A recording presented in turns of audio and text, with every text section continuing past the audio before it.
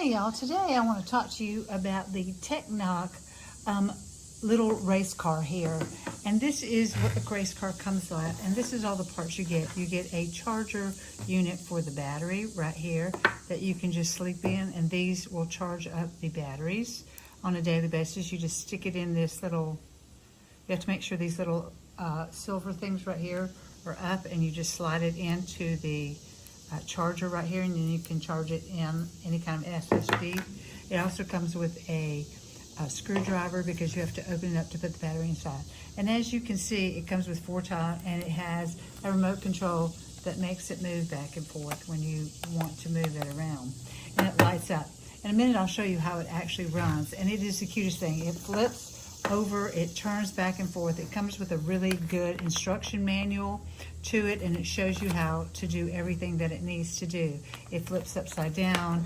It has containers right here for it, and the joysticks right here, and all kinds of things like that. And I just got it running around on my desk here.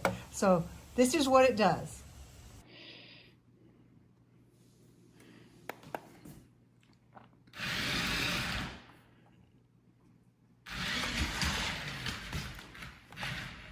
Yes, sir. Whoa! Please stop.